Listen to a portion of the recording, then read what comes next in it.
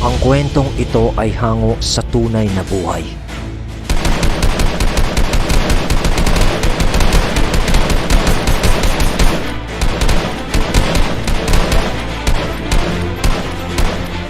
Karanasan ito ni Glenn, Lemuel at David na napasabak sa labanan kontra rebelde at mga hindi inaasahang mga nilalang na nabubuhay kasama ng mga rebeldeng grupo sa iisang bundok.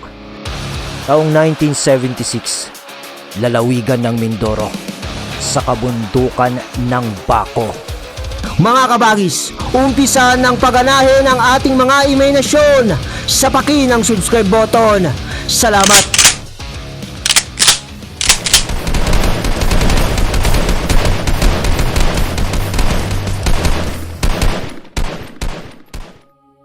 Mga putok ng barel.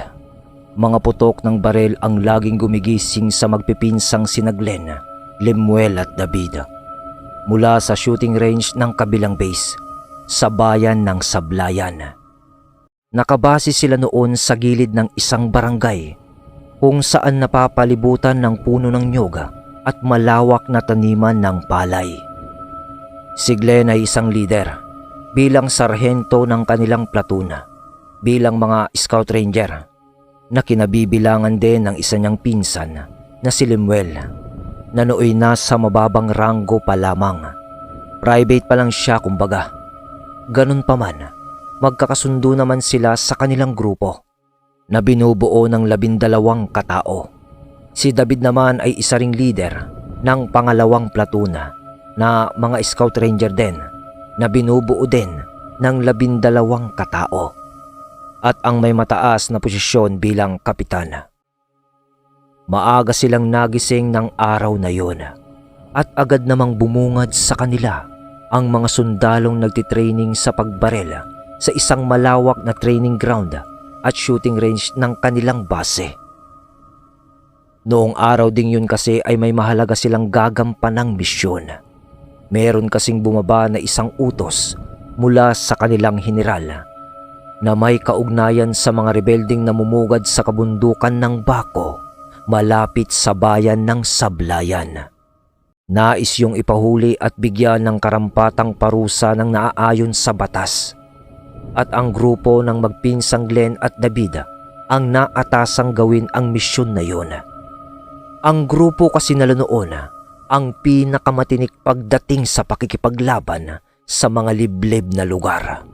Subalit, lingid sa kaalaman ng tatlo na ang misyong iniatang sa kanila ang maglalagay sa kanila sa peligro na magiging dahilan ng pagkaubos ng kanilang mga kasama.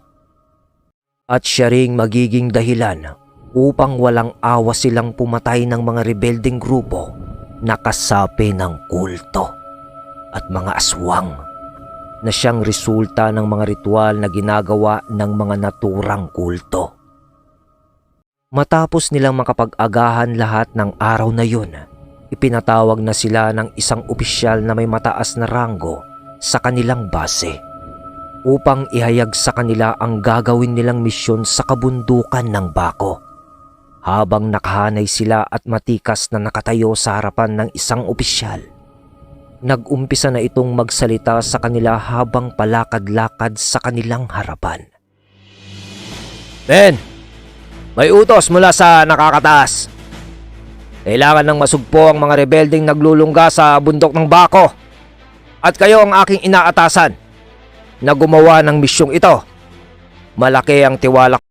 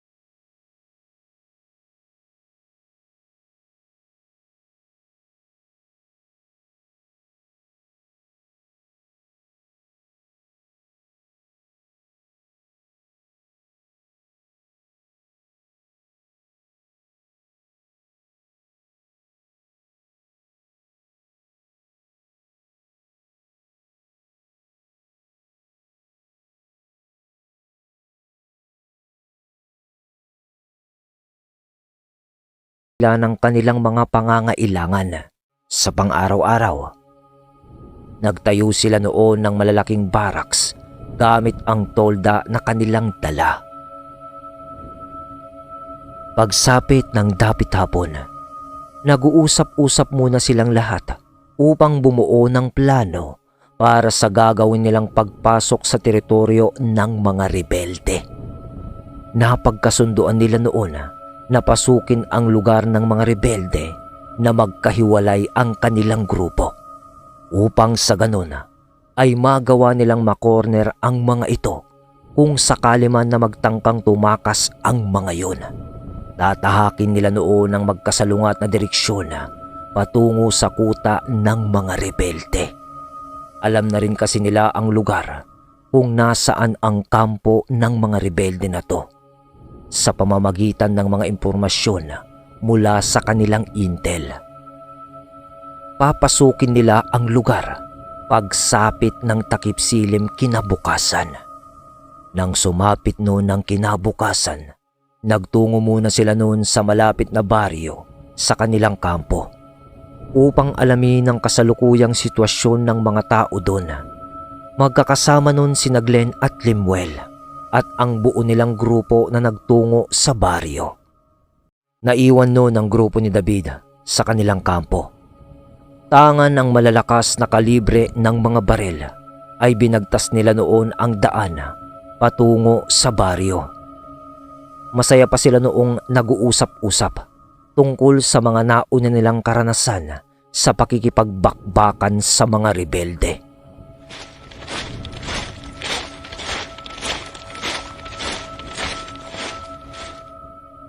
Makalipas ang ilang minuto, narating na nila ang maliit na baryo kung saan bumungad sa kanila ang mga taong abala sa pagtatrabaho sa kani-kanilang maliliit na sakahin. Bumati naman sa kanila ang mga ito na may buong kagalakan. Ang nakapagtataka lang sa baryo na yon, ayon sa kanila, napapalibutan ito ng mga barikada at bakod. Nagawa sa kawayan kung saan may matutulis na mga bagay sa itaas at gitnang bahagi na nakatutok palabas ng bakod. Nasa 2 tao ang taas ng bakod na yon at 1 tao naman ang taas ng mga barikada. Di na nila pinagtuunan yun ng pansin pa at agad na pumasok sa entradang bakod sa baryo. Buong puso naman silang pinapasok ng mga tao doon sa baryo na tila ba masasaya ang mga ito kapag nakakakita ng mga sundalo. Nang nasa loob na sila, doon nila nasilayan ang masayang mga tao sa baryo. Maraming batang naglalaro sa labas ng kanilang bahay at mga taong nagtatawanan habang nagkwekwentuhan. Tumambay sila noon sa harapan ng isang tindahan at kinausap ang matandang lalaki na may-ari nito. Manong, kumusta naman ho ang pamumuhay nyo dito sa lugar? Tanong ni Glenn sa may-ari ng tindahan. Ayos lang naman kami sir dito. Nakakaraos naman ho kami kahit papano. Subalit minsan ho, magulo ang aming baryo kapag dumadating ang mga rebelde mula sa bundok na yan upang mangulimbat ng mga pagkain at pera at ilang mga alaga naming hayop dito sa lugar na siya namang lubos na nagpapahirap sa amin. Kinukuha nila ang iba naming mga pananim tapos ibibenta nila sa amin kapalit ng malaking halaga. Paano naman yon? Minsan lang naman ho sir na mangyari ang ganon, subalit malaking kawalan yun para sa amin. Kaya ho, malaki ang pasasalamat namin dahil ho dito nyo naisipang magtayo ng kampo malapit sa aming baryo. Paliwanag ng may-ari ng tindahan na kanilang tinambayan. At balita ko ho mga sir na dumadayo din sila sa ibang baryo upang gawin ang mga bagay na yon. Dagdag pa ng matanda. Pero ho, ang mas nakakatakot nilang ginagawa ang pagkuha ng iilan sa aming mga taga-baryo. Sinasabi nila sir na ang mga kinukuha nilang mga tao ginagawa nilang alay. Ang hindi ko lang ho alam kung saan nila inaalay ang mga yon. Umagaw naman ng pansin nila ang sinabing yon ng matanda at napakunot ang noo nilang lahat sa kanilang narinig. Nang maisip ni Glenn na usisahin ang tungkol sa mga barikada at bakod sa kung para saan ba ang mga matutulis na bagay na nakakabit sa mga iyon. Iyan ho ba mga sir? Baka ho hindi kayo maniwala kung sasabihin ko ho sa inyo kung para saan ang mga yan. Nag-aalinlangan na tugon sa kanila ng matanda. Bakit ho, Manong? Ano ho bang ibig niyong sabihin? Ginawa niyo ho ba ang bakod na yan bilang pananggalang sa mga rebelde? Wala hong magagawa yan. Isang granada lang ho ang ihagis dyan. Sigurado hong giba yan. Nakakaloko namang wika ng isa nilang kasama. Agad naman na sinuway ito ni Lemuel. Psst! Uy! Nabaling naman noon ang kanilang atensyon sa matanda na kaharap ni Sargento Glenn. Mga sir, ang bakod ho na yan ay hindi namin pananggalang sa mga rebelde. Kundi ho, para yan sa mga nilalang na sumasalakay tuwing kabilugan ho ng buwan. Seryosong wika nito. Subalit matapos yung masambit ng matanda, di na nila ito napagtuunan ng pansin. Nang bigla sila noong mapabalikwas sa kanilang kinauupuan.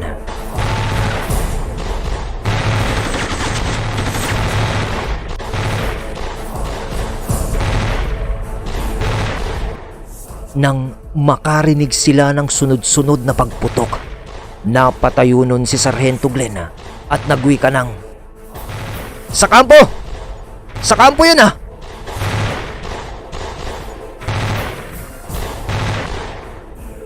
Maging ang mga tao sa baryo ay mga natigilan nang marinig ng mga ito ang putukan. Agad ang mga ito na nagsipasok sa kani-kanilang mga tahanan.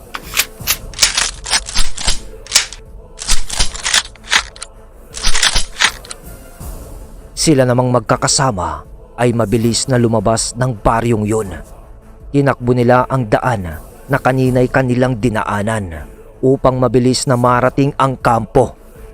Habang nananakbo sila,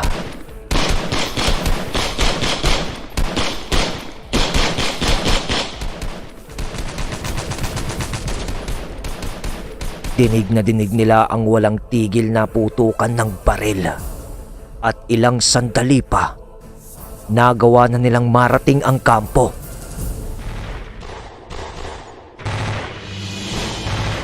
At doon nila nakita ang grupo ni Kapitan David na nakikipagpalitan ng putok sa mga taong nasa may bandang itaas na bahagi, di kalayuan sa kanilang kampo. Agad naman silang humanap ng mapupwestuhan at sinipat ang mga kalaban saka nagpaputok ng kanilang mga barel.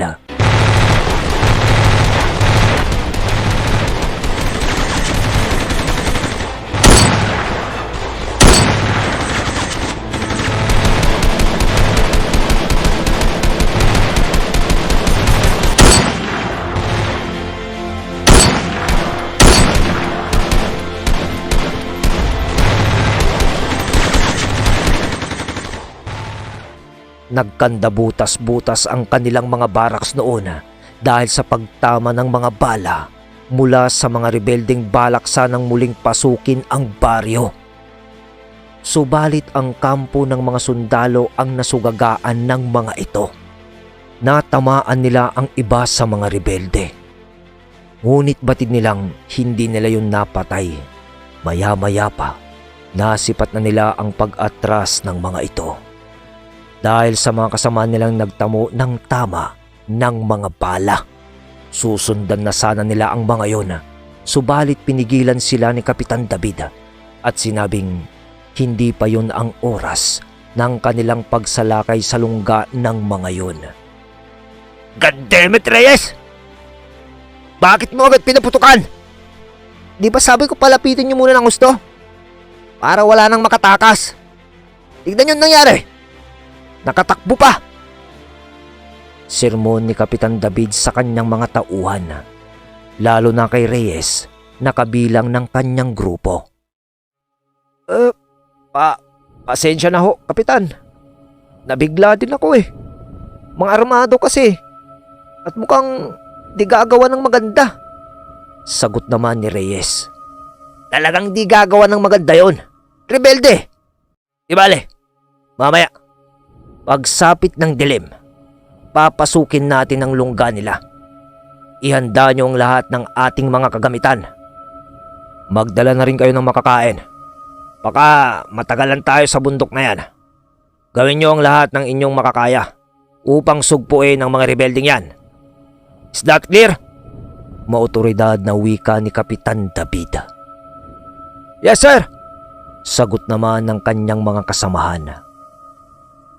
Malapit na noong sumapit ang kinahapunan, maigi silang naghahanda para sa gagawin nilang pagsugod upang masugpo lamang ang mga rebelding grupo. Dinodouble check nila noon ang kanilang mga armas na gagamitin. Mga barel, bayoneta, machete, granada, mga magasin, bala, flashlight, first aid kit, at marami pang iba na ginagamit ng mga sundalo pagdating sa pakikipagbakbakan. Full battle gear ika nga. At sa pagsapit ng takip silim, nag-umpisa na silang kumilos. Sarento Glenn, sa kanlurang bahagi kayo tutungo at kami naman ay sa pailaya. Kailangang sabay nating mapasok ang lungga ng mga rebelde upang sa ganon wala na silang malusutan at di nila tayo matakasan. Paglalahad ni Kapitan David. Ilang sandali pa ang lumipas. Nag-umpisa na nilang tahakin ang magkahiwalay na direksyon. Habang lumalatag ang dilim sa paligid, nadapo na nga sila sa masukal at magubat at matarik na bahagi ng bundok noon, ang grupo ni na Sargento Glenn. Ilang oras pa ang lumipas, nagawa nilang malampasan ang bahaging yun at nadapo sila sa medyo mapunong lugar kung saan sa di kalayuan may natatanaw silang mga kabahayan.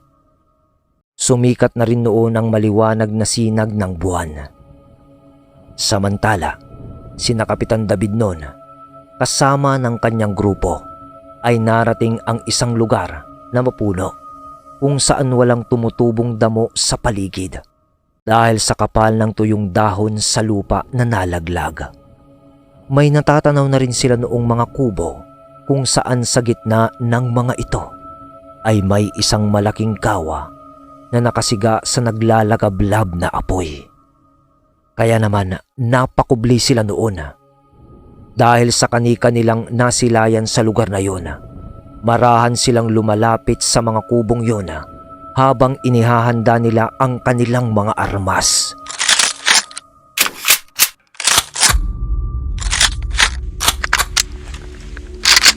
Nang makakita si Kapitan David ng panglaw na nagmumula sa mga kubo, agad siyang sumenyas nun sa kanyang mga kasama na manatili sa kanilang kinatatayuan.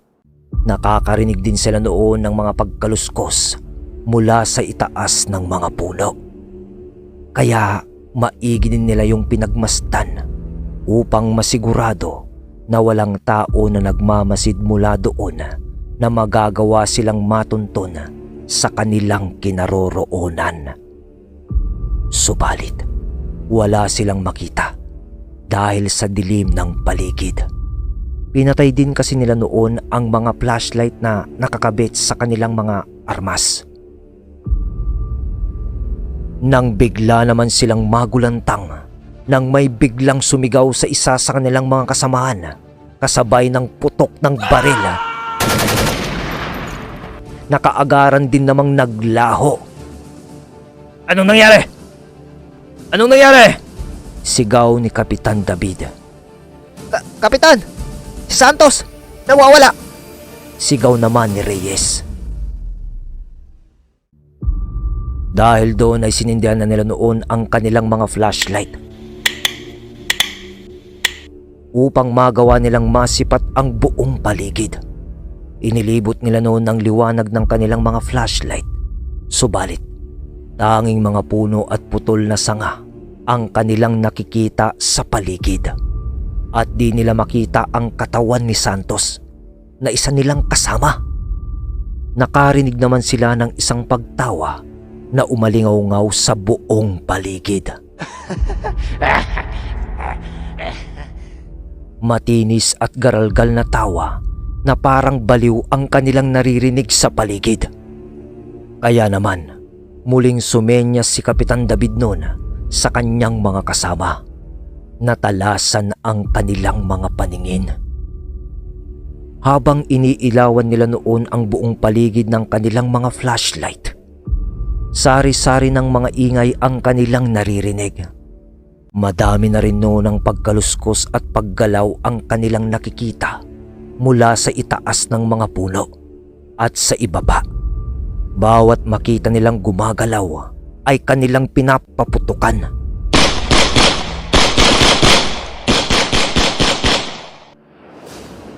Nang may masipat si Reyes na paggalaw mula sa itaas ng isang puno, agad niya yung pinutukan ng hawak niyang M14 na kalibre ng barel.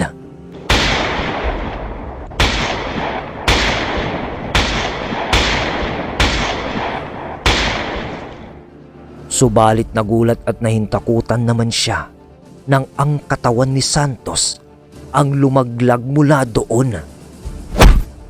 Bulas ang dibdib noon at tad-tad ng balang pinakawalan ni Reyes.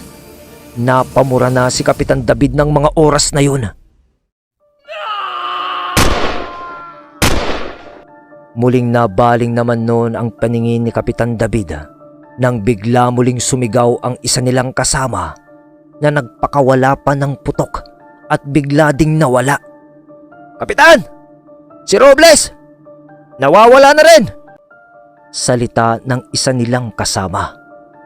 Matapos yun ay isa na namang pagtawa ang kanilang narinig.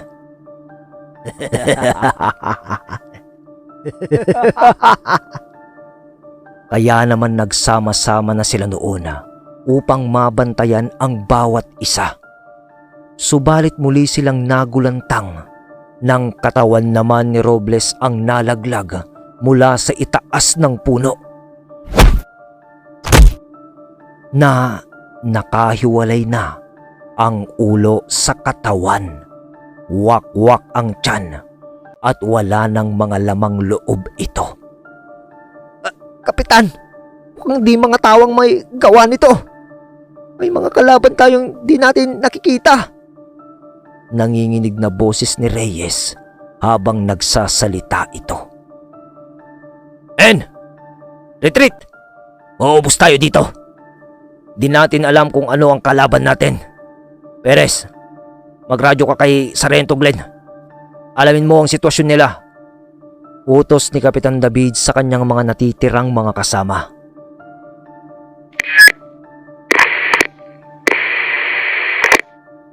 Come in. Delta, this is Echo. We're under attack by unsighted enemies. Ano na ang sitwasyon nyo dyan ngayon? Salita ni Perez sa radyo. Nang sagutin naman ng kabilang linya ang radyo.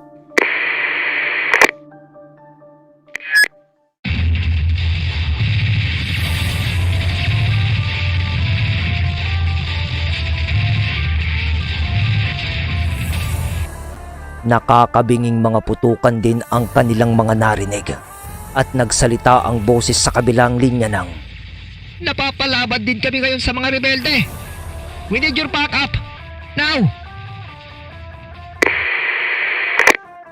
"Di namin kayo madadaluhan dyan, Torres. Ipinagtatanggol din namin ang aming mga sarili. We lost 2 men in our team." Nga pala mga kabagis, dinadala ng 3 magpipinsan ang apelyidong Torres. Tuloy tayo sa kwento. Samantala, pagkababa ni Lemuel ng radyo,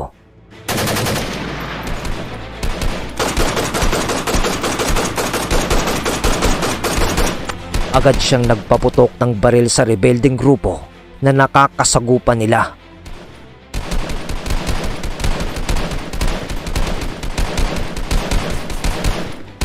Nakasagupan nila ang mga ito nang makita sila ng mga nagbabantay sa paligid. Agad silang pinaputukan ng mga ito.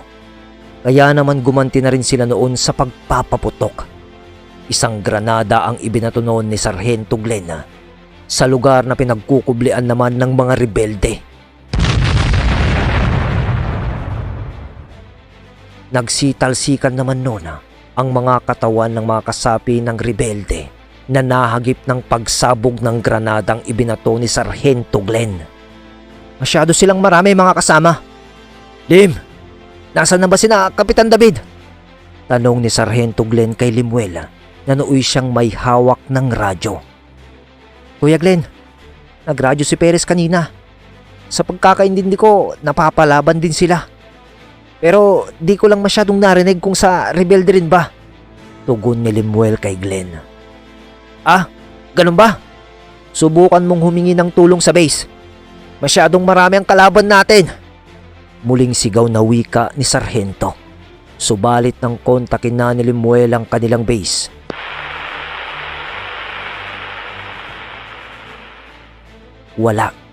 Wala silang koneksyon sa pinakabase nila. Kuya, negative. Putol ang linya natin. Putol ang linya natin sa base. Uwi ka ni Limuel habang hawak-hawak ang radyo na nakakubli sa isang puno. Napamura na lang noon si Sargento Glenn nang marinig nito ang sinabi ni Limuel.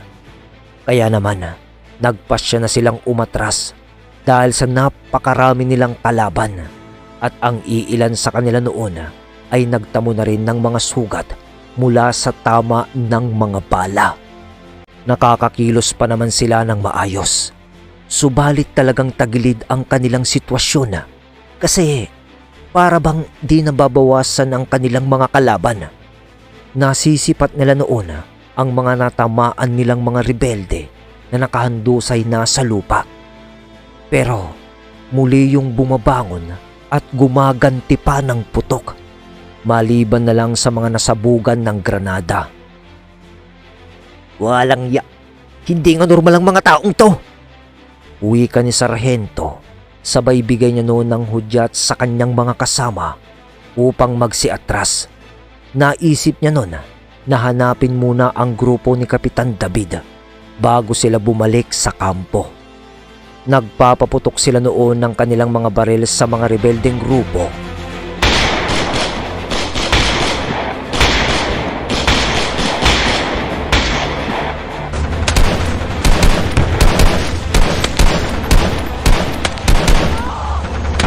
Habang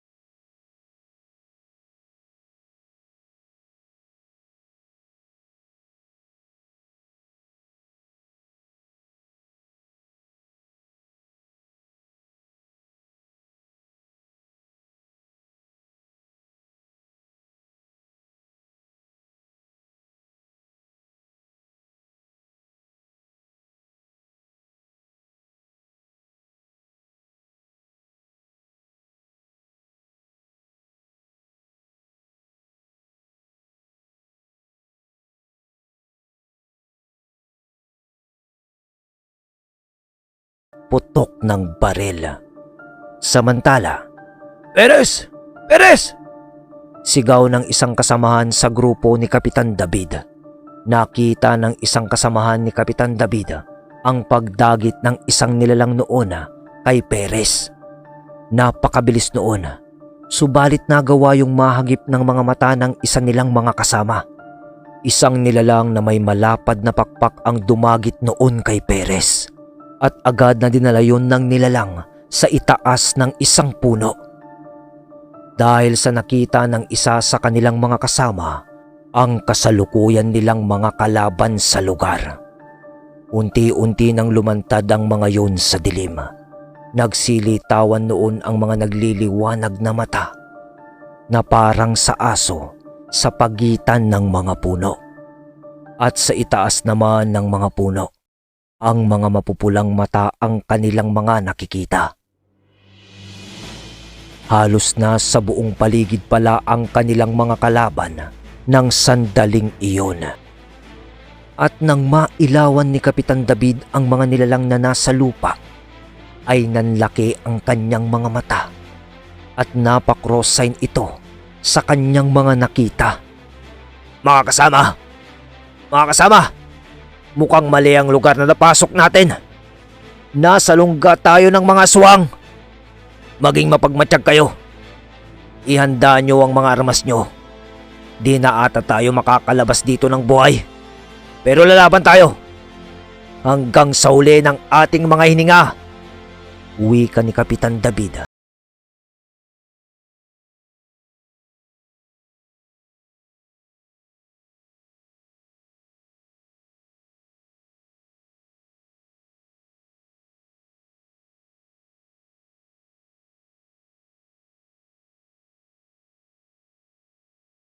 Ang bawat nilalang na kanilang mga nakikita.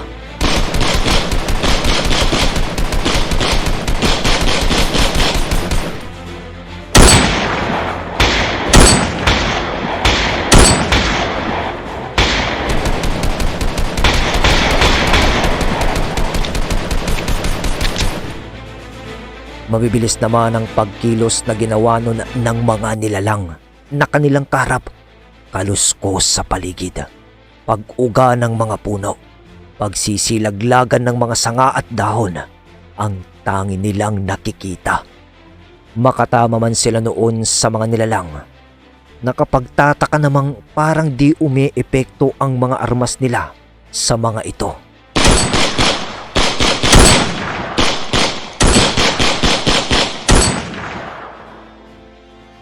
Nagpapaputok sila noon habang sinusubukang makalabas sa parte ng gubat na yun. Ang bawat pangyayari naman na yun ay sinasabayan ng pag-alulong ng mga asong bundok sa paligid.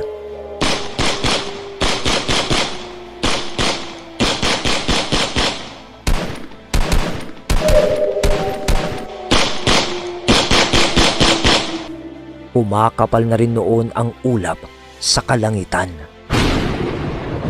At nagbabadya ng umulan. Kaya naman natatakpan na noon ang buwan at lalong dumidilim ang paligid.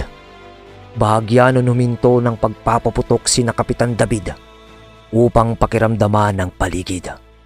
Habang patuloy lang sila sa paghakbang papalabas ng lugar na yon, bigla naman silang natigilan nang bumungad sa kanilang harapan ang mga malaasong mga nilalang na nakatayo ang mga ito na parang mga tao na napakaitim at napakamabalahibo ang mga katawan. At sa itaas naman ay ang mga nilalang na mayroong malalapad na pakpak na paikot-ikot sa himpapawid habang sila ay pinagmamasdan ng mga ito. Kaya naman, muli nilang kinalabit ang gatilyo ng kanilang mga armas sa sobrang pagkagulat at takot.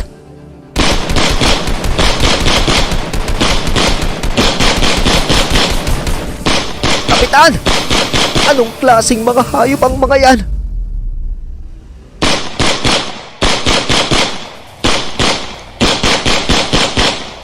Wika ng isa nilang kasama habang nagpapaputok ng baril. Di hayop ang mga yan. Mga aswang! Mga aswang ang mga yan! Sagot ni Kapitan David habang pinapaputukan nila ang mga nilalang. Isang malaasong nilalang ang bumulaganon sa isa nilang kasama. Agad-agad ay sinakmal nun ang isa nilang kasama sa liig at kinaladkad. Ah! Kapitan! Tulong! Sigaw ng isa nilang kasama habang kinakaladkad ng aswang.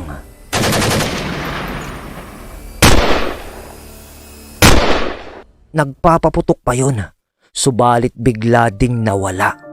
Wala naman sila noong nagawa habang nangyayari ang mga bagay na yun. Nais man nila yung tulungan, subalit alam nila sa kanilang mga sarili, marami din ang nakaabang sa kanila na naghihintay lang na ibaba ang kanilang depensa tsaka aatake.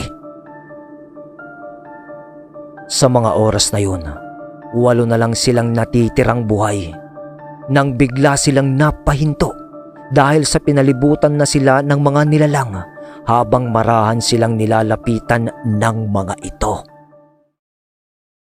Habang nananakbo naman noon sina Sargento Glenn at Lemuel kasama ng kanilang grupo, napadaan sila noon sa isang matarik na bahagi ng lupa. Iiwasan sana nila ang bahaging yun. Subalit sa ibabaw ng bahaging yun nila na ulinagan ang mga putukan ng baril mula sa grupo ni na Kapitan David. Kaya naman mas pinili nila na akyatin ang matarik na bahagi ng lupa. Marating lamang ang kinaroroonan ni na Kapitan David upang saklolohan. Di kasi nila pwedeng lisanin ang bundok na yon nang hindi magkakasama dahil sa hihina ang kanilang grupo kapag nangyari yon. Gamit ang mahahaba nilang mga baril, ginawa nila yung mga tungkod upang magkaroon sila ng gabay para di sila masyadong mahirapan na akyatin ang matarik na lupa. Kumakapit din sila nun sa mga puno. Narating na nga nila ang ibabaw ng bahagi ng lugar. Nagkubli muna sila noon sa mataas na talahib upang pagmasdan ang buong paligid. Marahan sila nung gumagapang. Nang bigla sila noong makarinig ng mga nakakapangilabot na sigaw.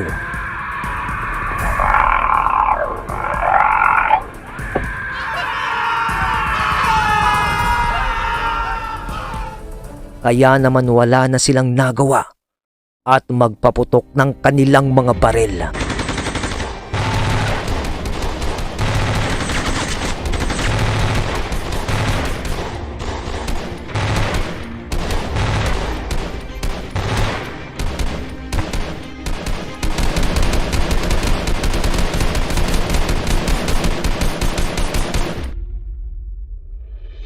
At sa ibabang bahagi, nakita ng isa nilang kasama ang grupo ni na Kapitan David na napapaligiran ng mga di maipaliwanag na mga nilalang. "Sargento! Si na Kapitan David!" Sigaw ng isa nilang kasama habang itinuturo nito ang direksyon kung nasaan ang grupo ni na Kapitan. "Ano ang mga nilalang na yan? Napakarami nila! Kasapi din ba sila ng rebelding grupo?" Tanong naman ni Lemuel kay Sargento Glenn. Di ko rin alam. Siguro, wika ni Sargento Glenn. Tapos bigla niyang naalala ang minsang sinabi ng matanda sa baryo na di nila napagtuunan ng pansin dahil sa nangyaring putukan sa kanilang kampo. Mga aswang? Maaaring yan ang mga nilalang na tinutukoy ng matanda sa baryo. Wika ni Sargento matapos niyang maalala ang sinabi sa kanila ng matanda. Napalunok na lang ng laway nun si Lemuel. Matapos nitong marinig ang sinabi sa kanya ng kanyang kuya Glenn. Mariin naman itong nagbigay ng utos sa kanila na huwag ibaba ang kanilang depensa at manatili lamang sa pagpapaputok hanggang marating nila ang lugar kung nasaan ang grupo ni na Kapitan David.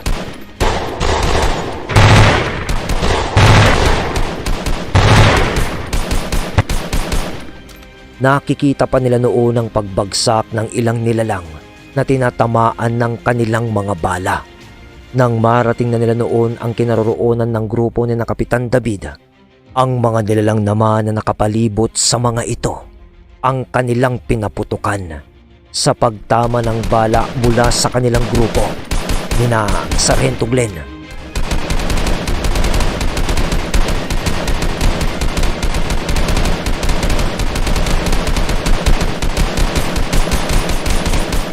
Laking pagtataka naman noon ni Kapitan David dahil nagagawa ni na sarhento na mapabagsak ang iilan sa mga nilalang. At nang makalapit na ng husto ang kanilang mga kasama, doon niya nakita ang mga putik at lupa sa mga dulo ng baril ng mga ito. Kaya naman bigla niyang naalala na ang putik o lupa nga pala ay isa sa mabisang pangontra ng kabal o kunat sa katawan. Kaya naman, "Men! Itusok niyo sa lupa ang dulo ng inyong mga armas! Huwag na kayong magtanong! Gawin niyo na lang!" Utos ni Kapitan David sa kanyang mga kasama. Nagtataka man ang mga ito. Sinunod na lamang nila ang ipinag-uutos ng kanilang kapitan. Kahit noon sina sarhento ay muling ibinaon ng dulo ng kanilang mga baril sa lupa. Dahil sa ginawa nila, tila ba parang naalerto ang mga nilalang. Nagsipulasan ang mga yun at muling nagtago sa dilim. Maging ang mga lumilipad noong mga aswang ay muling nagsikublian sa itaas ng mga puno. Pinapaputukan pa nila ang mga yun, subalit wala na silang makita sa mga ito. Kaya naman kinuha nila ang pagkakataong yun upang makalabas ng gubat na yun. "Mga kasama! Babalik na tayo sa kampo. Kailangan malaman ng ating mga kasama sa base ang mga kaganapang ito para na rin makahingi na tayo ng tulong sa kanila," wika ni Kapitan David. "Tatakbo tayo. Di natin alam ang susunod na mangyayari kapag ipinagpatuloy pa natin ang pakikipaglaban sa mga ito. At isa pa, malapit nang maubos ang ating mga bala. Gawin niyo ang lahat upang mailigtas niyo ang mga sarili niyo. Sige na! Go! Go, go, go!" Dagdag pa nito, kasunod ng kanilang pagtakbo sa gubat pababa ng bundok. Kahit wala sila noong makita sa kanilang mga kalaban, nagpapaputok pa rin sila habang nananakbo upang makasigurado na di na sumunod ang mga nilalang. Subalit nakakarinig sila noon ng mga pagkaluskos ng mga puno at mga angil sa paligid. Na tila ba sumusunod sa kanila ang mga nilalang na yon. Sa kasagsagan ng kanilang pananakbo habang nagpapaputok, naubusan sila ng bala. Kaya naman, wala na silang nagawa kundi ipagpatuloy ang kanilang pagtakbo upang matakasan lamang ang mga nilalang na patuloy silang sinusundan. Magkakasama noon ng magpipinsan sa pagtakbo habang nakaiwalay naman sa kanila ang mga kasama nila na tumatakbo din sa paligid. Lumuluhan na sila ng mga sandaling yun sapagkat naririnig nila ang mga panaghoy ng kanilang mga kasama na nakakaladkad ng mga nilalang kasabay ng mga sigaw ng paghingi ng "Tulong! Tulong!"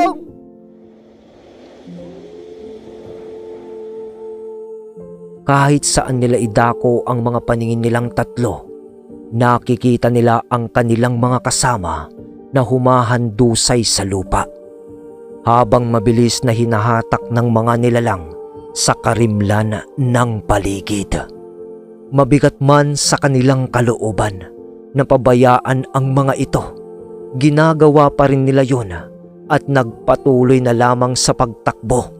Mailigtas lamang ang sarili nila sa kamatayan, dala ng mga nilalang na humahabol sa kanila. Nang makalabas na sila ng kagubatan, napagtanto nilang tatlo na huminto na rin ang mga humahabol sa kanila. Pagsipat nila noon sa paligid, nakita nila ang papasikat ng araw sa silangan. Nang masigurado na nila na wala na ang mga humahabol sa kanila, nagpasya na sila noong magpahinga. Dahil sa kinakapos na sila noon ng paghinga, dahil sa sobrang pagod, inilibot pa nila noon ang kanilang mga mata sa buong paligid. sa pagbabakasakaling may nakaligtas pa sa kanilang mga kasamang sundalo. Subalit, isang oras na ang lumipas at unti-unti nang lumiliwanag ang paligid. Wala ni isa sa kanilang mga kasama ang lumabas mula sa kagubatang pinananahanan ng mga demonyo. Nakaligtas nga noon ng grupo ni Sargento Glenn sa mga rebeldeng grupo. Halos maubos naman sila ng mga kakaibang nilalang na nakasagupan nila, kasama ng grupo ni Kapitan David na nooy ubos na rin ang mga kasama. Napahiga na lang noon sina Glenn at Lemuel sa lupa habang lumuluha at iniisip ang kanilang mga kasama. Si Kapitan David naman noon ay napaluhod na lang sa lupa habang nakahawak ang mga kamay nito sa kanyang tuhod, habang humihigbi dahil sa pagkaawa niya sa kanilang mga kasama na di nagawang makaligtas sa mga nilalang na kung tawagin ay mga aswang. Napakalungkot isipin, parang kahapon lang nila kasama ang mga yon. Kasabay ng pagsikat ng araw ay ang paglubog naman ng mga buhay ng mga kasamahan nilang sundalo na itinuturing na nilang mga kapatid, kapamilya at karamay sa bawat pagsubok ng buhay. Subalit dahil lamang sa pangyayaring yon ay biglang naglaho ang mga ito.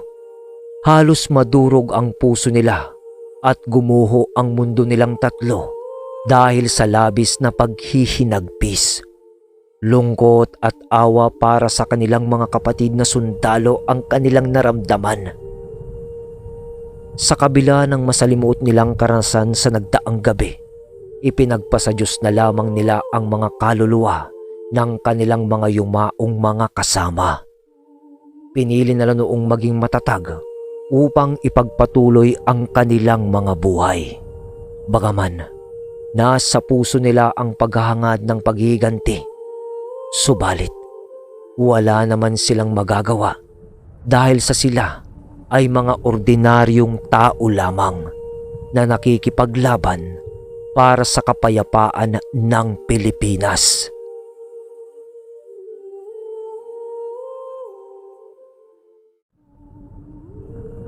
Tinungo nila noon ang kanilang kampo.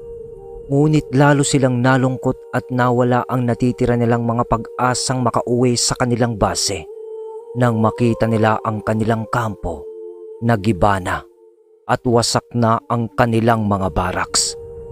Pati ang 2 pansundalong truck na sinakyan nila papunta doon na kanila sanang gagamitin upang makauwi ay wasak na rin. Na tila ba pinasabugan ang mga yon. Kaya naman mas pinili na lang nila noon na tumungo sa malapit na baryo. Nang marating nila ang malapit na baryo sa kanilang pinagtirikan ng kampo, nakita nilang parabang sinalanta din yun ng malakas na bagyo.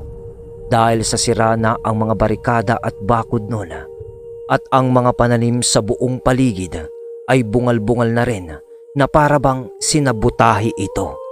Ganun pa man ay mas pinili nilang pumasok doon dahil sa wala na silang ibang mapupuntahan. Habang nakaupo sila sa harap ng tindahan ng matandang nakausap nila noon sa baryo, nilibot nila ang kanilang paningin sa buong paligid. Wala na silang makitang tao sa lugar, kaya inisip nila na baka lumikas na ang mga yun sa baryo.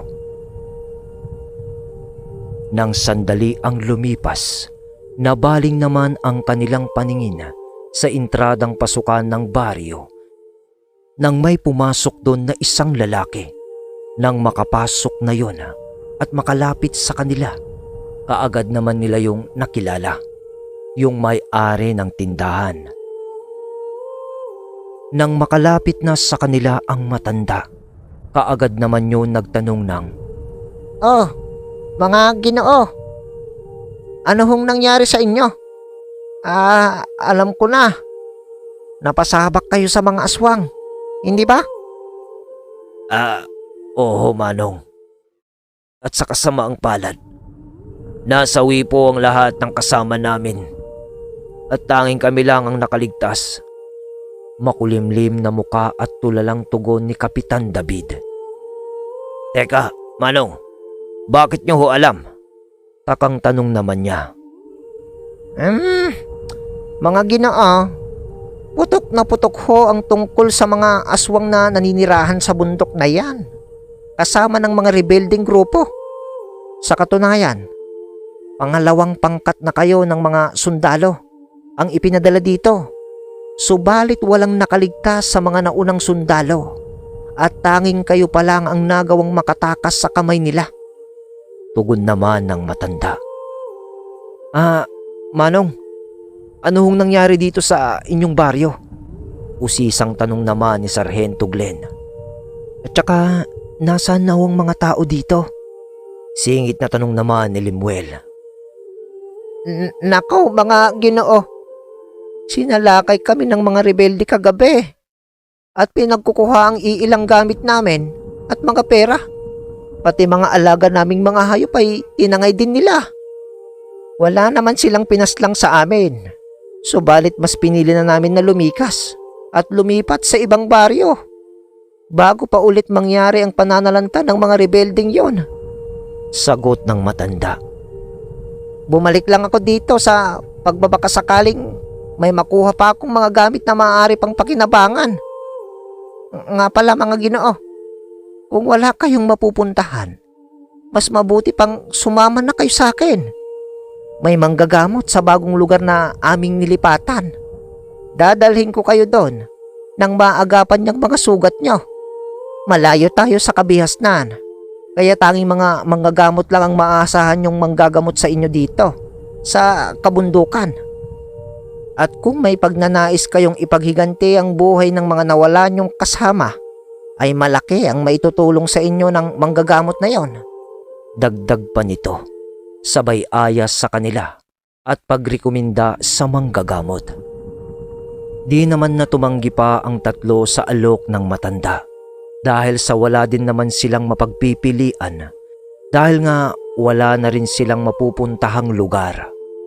Nagmungkahi sila noon sa matanda na hintayin sila nito at magtitingin lang din sila sa kanilang kampo ng mga gamit na maaari pa nilang mapakinabangan. Di naman sila noon nabigo dahil sa may nakuha pa silang mga armas at bala at mga iilang granada at 3 machete na nakalagay sa isang baul na natabunan ng mga tulda at lupa dahil sa pampasabog.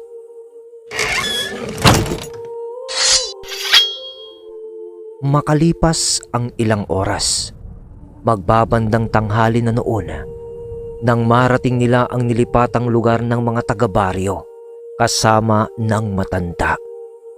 Agad naman silang dinala noon ng matanda sa isang kubo kung saan nakatira ang sinasabi nitong manggagamot. Agad din naman sila noong pinapasok ng manggagamot at napagtanto nila na isa palang lumpo ang matandang yun.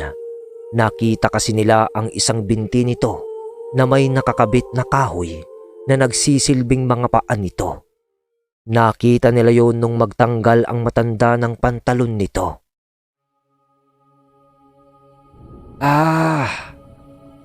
Maupo na kayo mga iha.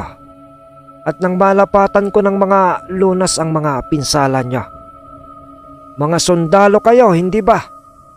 Tanong ng manggagamot. Oo, Manong.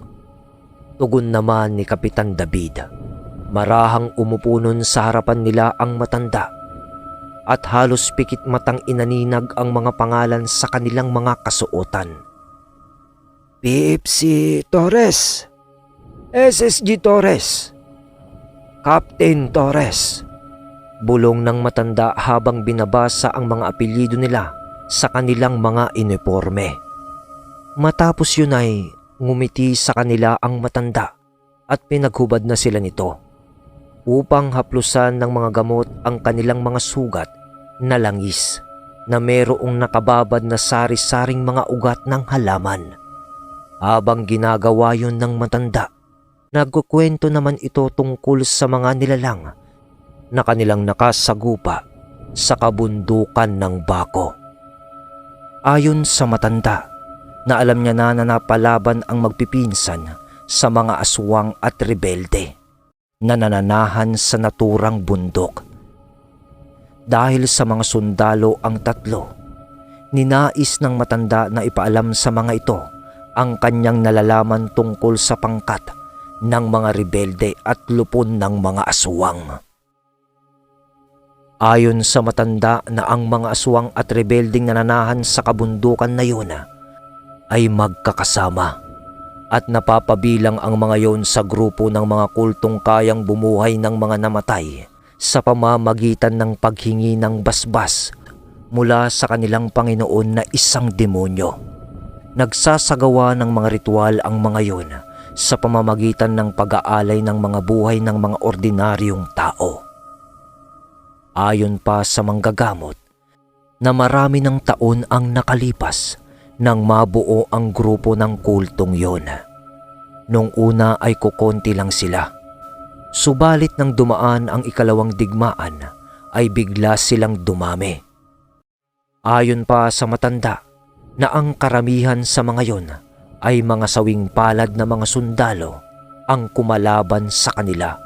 Sa pamamagitan ng ritual ng pag-aalay sa demonyo, ang mga kaluluwa ng sundalo ay kinukuha mismo ng mga demonyo kapalit ng mas makapangyarihang kaluluwa ng mga demonyo.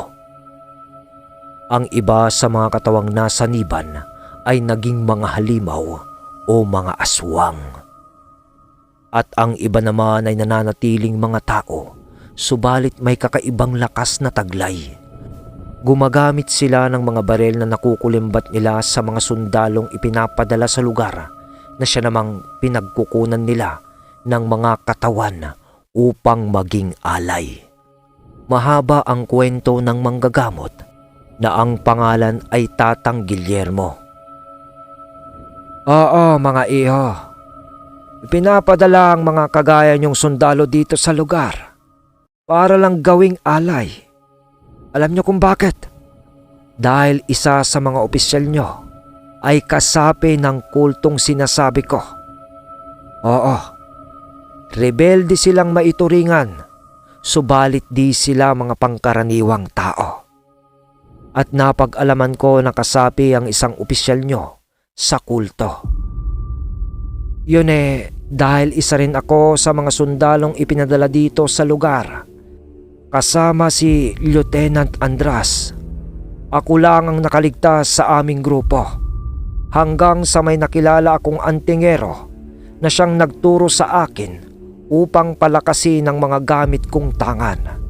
At sa pagkakaalam ko, supremo ng mga kulto si Andras. Isang malakas na demonyo ang sumapi doon matapos maialay ang kanyang kaluluwa sa demonyo. Kaya naman kinikilala siya ng grupo ng mga kulto bilang supremo dahil sa mas angat siya sa lahat ng kasapi ng mga ito. Bumalik siya sa inyong base sa katauhan ni Lieutenant Andras para malaya silang makakuha ng mga buhay na iaalay sa pamamagitan ng pagpapadala ng mga sundalo. At pumupunta siya sa lugar na yon kapag sasapit na ang panahon ng kanilang pag-aalay. At isa pa pala, ang intel naman na pinagkakatiwalaan niya ay isa namang aswang. Maaaring ang grupo nila ang nakaharap nyo nitong nagdaang gabi sa kabundukan na yan. Dagdag na kwento pa ni Tatang Guillermo. Habang ginagamot naman sila ng matanda, halos manindig noon ang kanilang mga balahibo dahil sa mga kwinikwento nito. Nagtinginan pa sila noon dahil sa ang nasabing tao na supremo ng mga aswang at kulto ay mismong taong naghayag ng utos sa kanila. At nasabi din sa kanila ng matanda na di na sila maaaring bumalik sa kanilang base dahil sa papatayin na lamang sila ni Andras kapag tinangkapan nilang bumalik doon. Nasabi na rin ni Tatang Guillermo na minsan na niyang nakalaban ang mga yun. Subalit nabigo siya. Dahil sa nag-iisa lamang siya, nagawa siyang maputulan ng isang binti ng mga yun.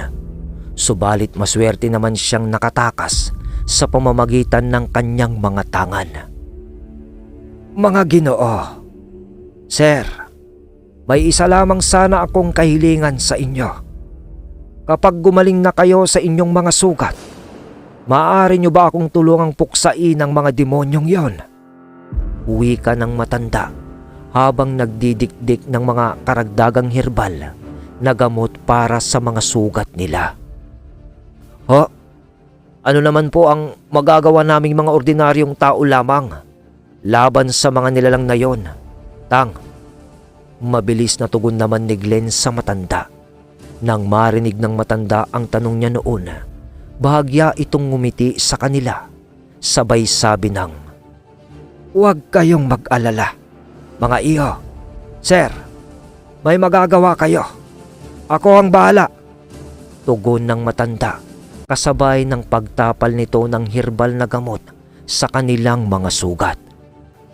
Matapos yung gawin ng matanda, ay pinagpahinga muna sila nito.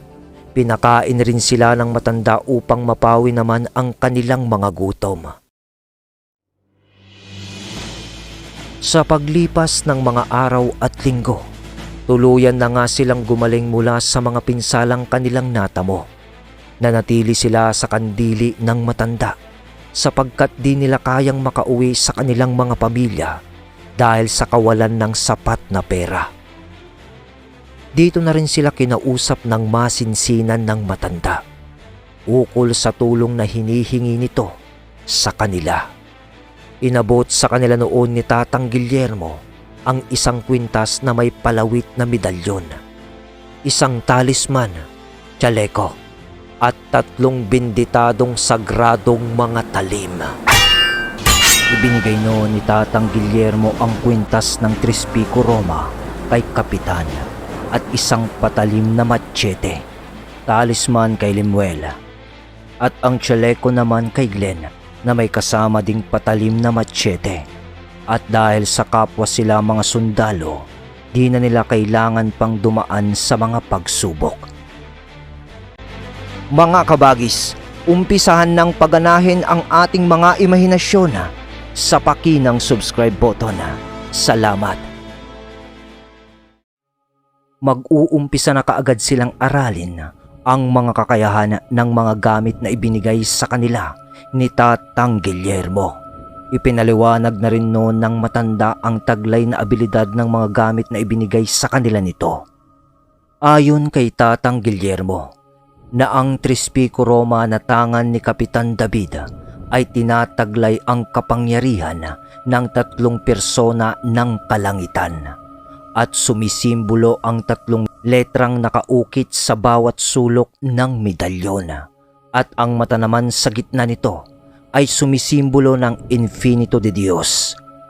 Ayon sa matanda, na marami ang taglay ng kakayahan ng medalyon na yun, na siya namang mabisang pambulid sa kapangyarihan ng dyablo at mabisa ring gamitin sa panggagamot. Mabisa rin yung pampakunat at pampalakas ng pisikal na katawan ng nagtatangan nito. At ang talisman, tsaleko, at ang mga macheteng hawak nila ay nagtataglay ng kapangyarihan ng anghel ng kidlat na si Metatron. Magiging maliksi ang kilos ng may tangan ng mga ito at magiging malakas din ang kanilang pangangatawan. Kaya na din nilang makipagsabayan sa mga demonyo.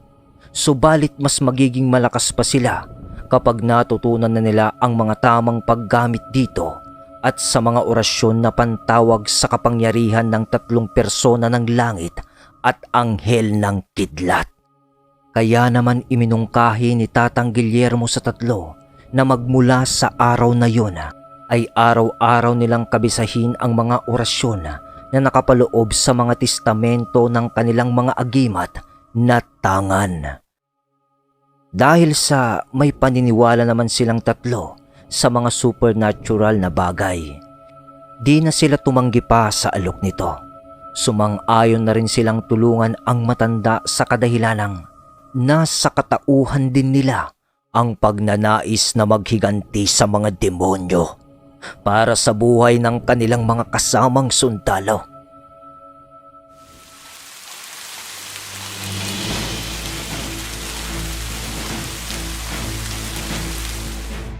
Lumipas ang mga araw, linggo at isang taon. Namuhay silang kasama ng matanda at ng mga tao sa baryo.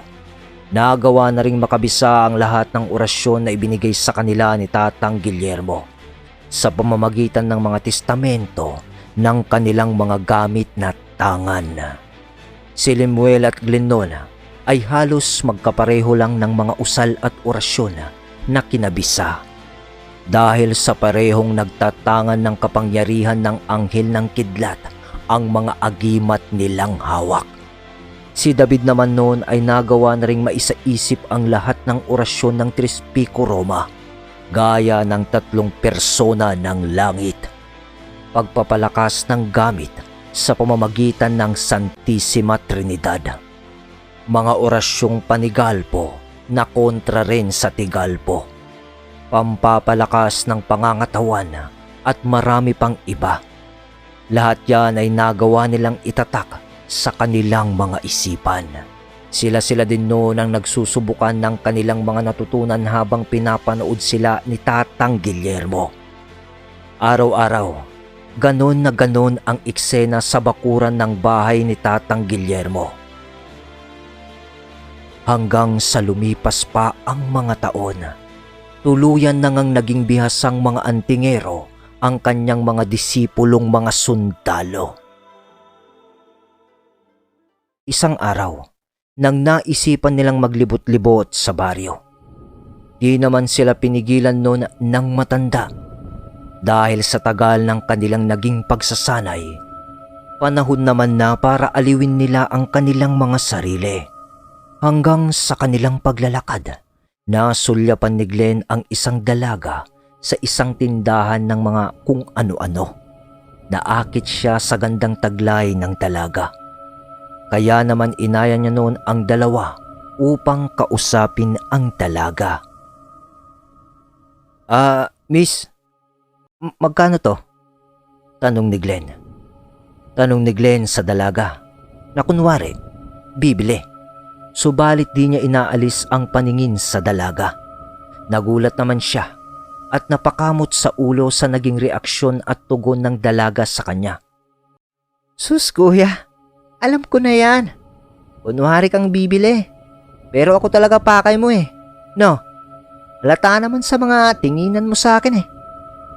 Pag sinabi kong magkano yan, tatanungin mo naman ako kung anong pangalan ko. Saan ako nakatira? Tapos sasabihin mo pa kung pwede mo kong bisitahin.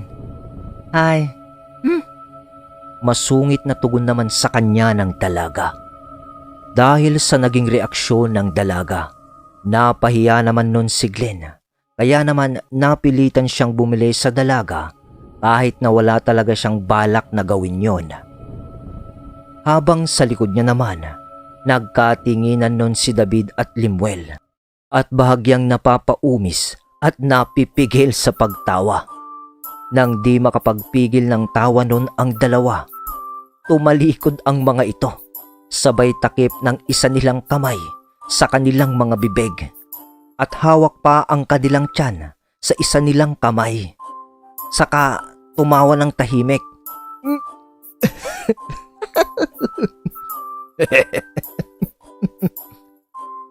Pigil na tawa ng dalawa. Si Glenn naman ay nagpaalam na sa dalaga pagkabili nito. Pagkaharap niya noon sa kanyang likuran, nakita niya noon ang dalawa niyang pinsan na yumuyog-yog ang balikat na animoy pinipigilan ang paghalakhak. Hoy, kayong dalawa, mamaya sumabog ang sipon niyo dyan, kakapigil niyo sa pagtawa. Lalo namang humagalpak na noon ng pagtawa ang magpinsang Lemuel at David dahil sa sinabi sa kanila ni Glenn. Maging ang mga tao sa paligid ay masaya silang pinagmamasdan. Sa labanan, Kuya Glenn, halos di makaporma sa yung mga kalaban, pero dun sa dalaga, di ka nakaporma. Pang-aasar na wika ni Lemuel habang naglalakad na sila papauwi. Oo nga, akala mo nabuhusan ng malamig na tubig. Namutla sa sobrang hiya. Sang-ayon na tugon pa ni David. Lalong napasimangot si Glenn, pero maya-maya din ay inakbayan siya ng dalawa niyang pinsan at sinabing hayaan na muna ang dalagang yun at darating din ang araw na mapapalambot niya rin ang puso nun. Pagsapit ng hapon ng mismong araw na yon, katatapos lang nila noon maghapunan. Masaya sila noong nagkwekwentuhan kasama ni Tatang Guillermo habang tumatagay ng tuba sa labas ng kubo nito nang bigla silang napatahimik. Nang sumimoy ang maalinsangan na hangin na may kasamang ligaw na mga masasamang presensya na animoy nagbibigay ng pahiwatig na may masamang mangyayari. Pagsulyap nila noon sa kabundukan ng Bako, napatayo at nanlaki ang kanilang mga mata.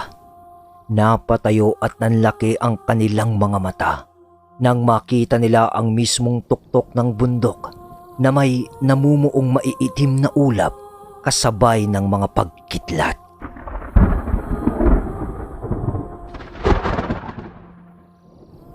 Mga iho, nalalapit na ang muling pagsasagawa ng mga propeta ng kadiliman, ng ritual, ng pagbuhay ng mga demonyo.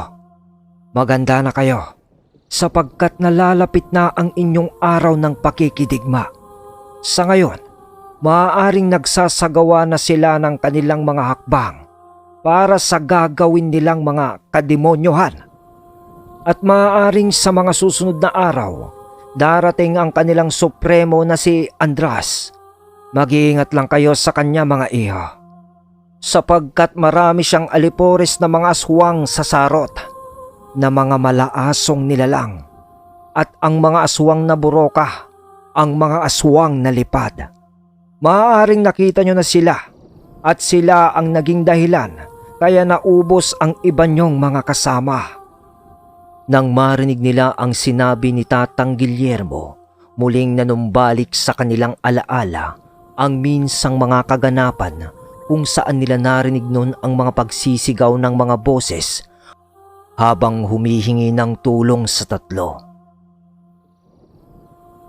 Habang pinagmamasdan nila noon ang tuktok ng kabundukan, para bang meron na kung anong enerhiya ang humihilas sa kanila at nag-uudyok na tunguhin ang lugar na iyon. Subalit ipinagsawalang bahala na lang muna nila yon sapagkat di pa sila handa upang makipagtuos sa malaking bilang ng mga kalaban. Kailangan pa kasi nila noong tumungo sa simbahan bago sumapit ang panahon ng Semana Santa ng taong yon. Ayon sa kanilang maestro, upang humingi ng basbas at gabay sa puong may kapal. At kinabukasan nga tumungo na sila sa kalapit nilang baryo kung saan meron isang maliit na kumbento ng Panginoon. Taimtim silang nanalangin doon kasama ng kanilang maestro. At bago sumapit noon ang huling araw, bago magsimana Santa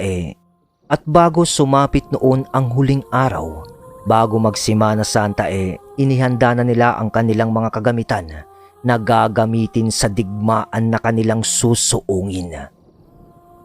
Gaya ng ilang mga barel na nakuha nila sa dati nilang kampo. Mga bala na ibinabad ng mahabang panahon sa benditadong tubig na may langis na mayroong orasyon. Habang natutulog sila, isang kaganapan ang nangyari kay Lemuel.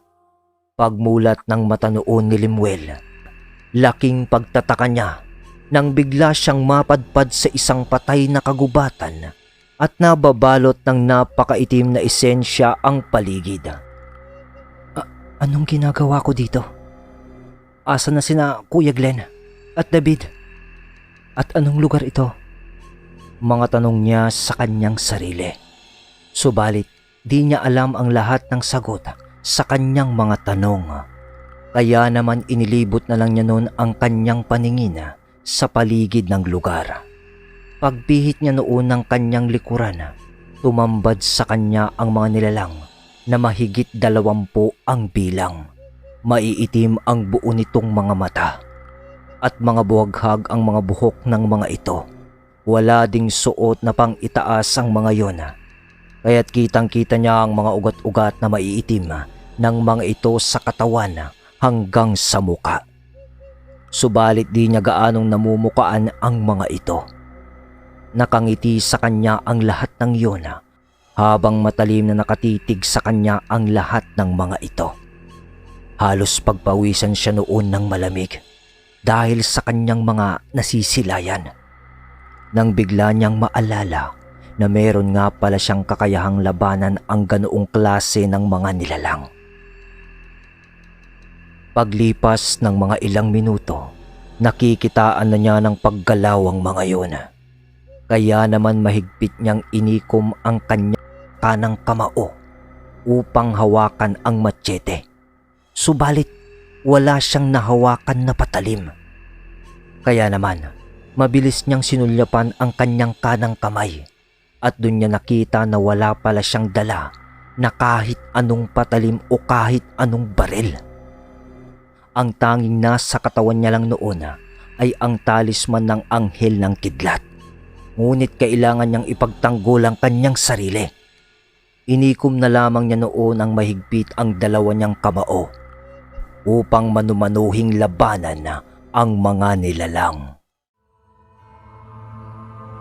Ilang saglit pa ng paghakbang ng mga nilalang, nagsitakbuhan na ang mga ito papasugod kay Lemuel. Nang mga oras naman na ito ay nakausal na siya ng mga orasyon na dapat niyang gamitin sa labanang iyon. Nang makalapit na sa kanya ang mga ito, sapak dito, sapak doon, balibag dito, balibag doon, habang mabilis ang kanyang mga pagkilos habang umiiwas sa mga atake ng mga nilalang.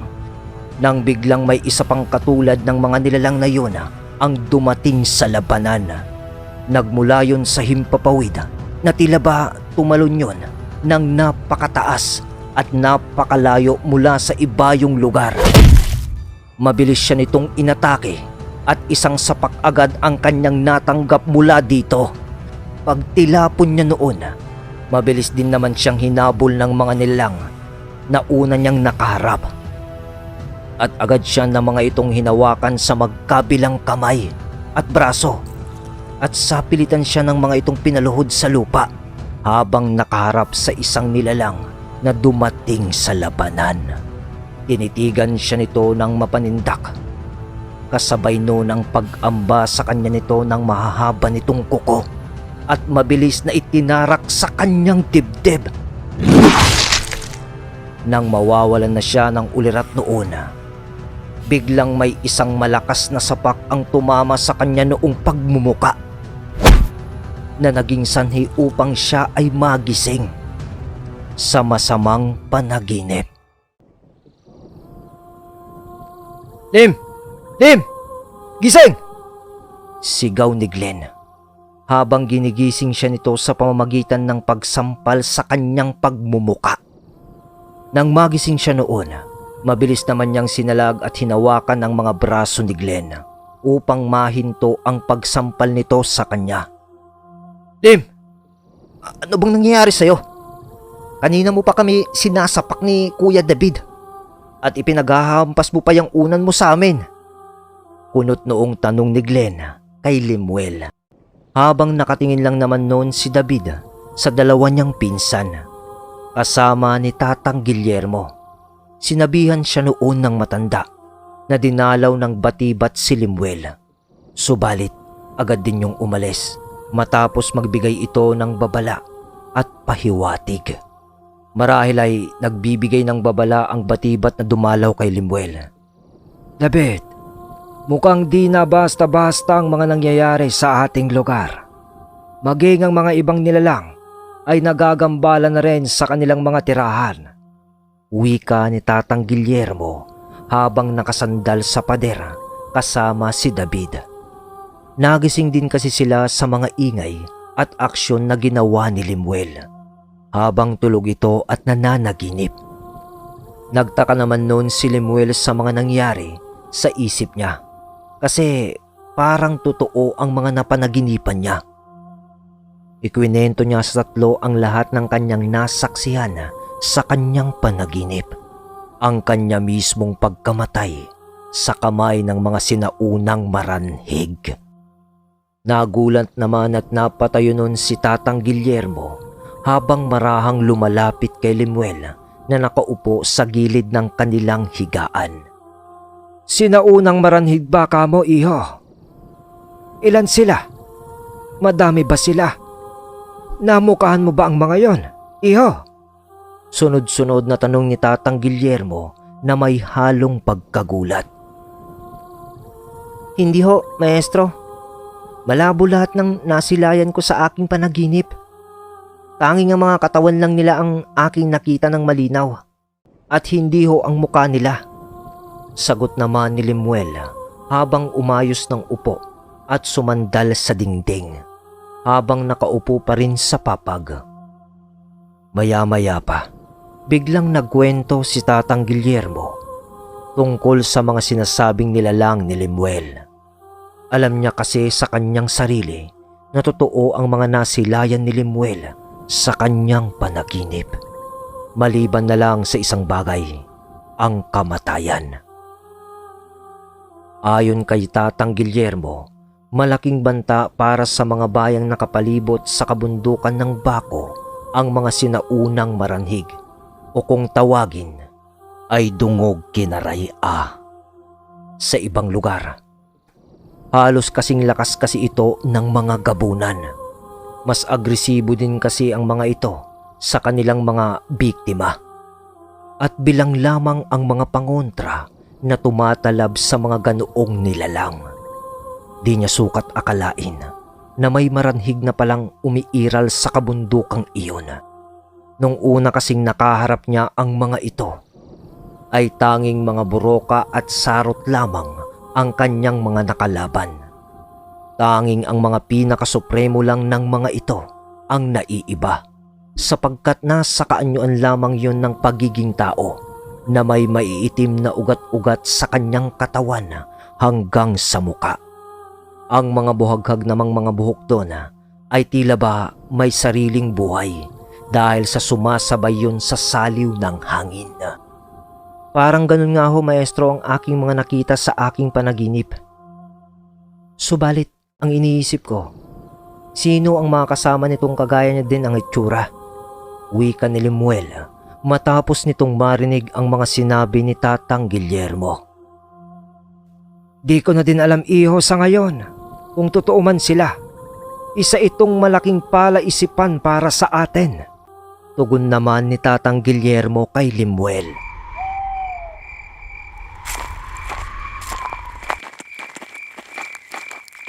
Habang nag-uusap nun silang dalawa, si Glenn at David naman nun ay pansamantalang lumabas muna ng kubo upang magpahangin. Pinagmamasdan nila noon ang kabundukan ng Baco habang naninigarilyo.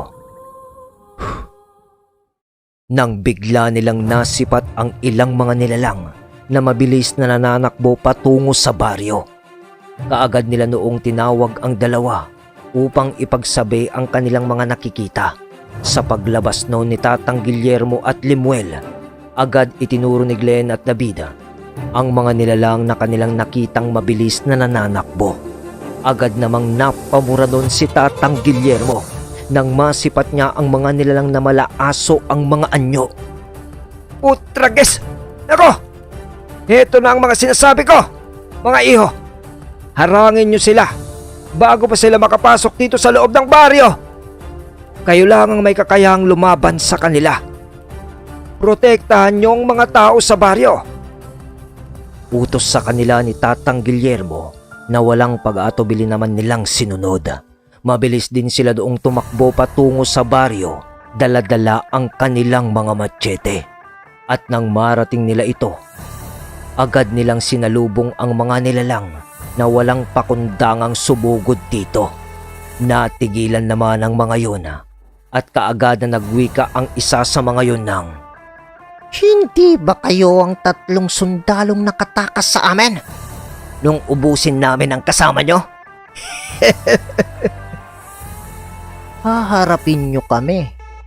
Anong gagawin nyo mga ungas? Wika ng aswang.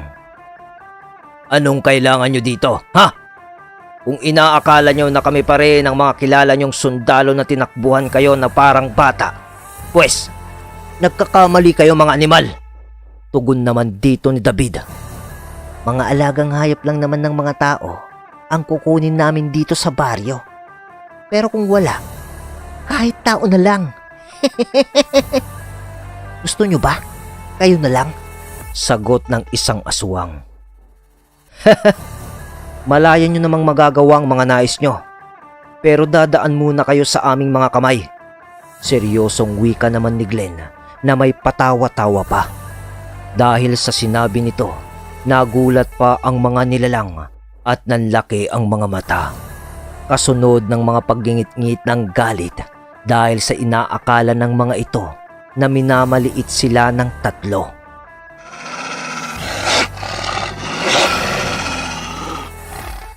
Nasa 6 ang bilang ng mga nilalang na yun na sabay-sabay na sinugod ang 3 sa pag-aakalang madali lang nilang mapapaslang ang mga ito.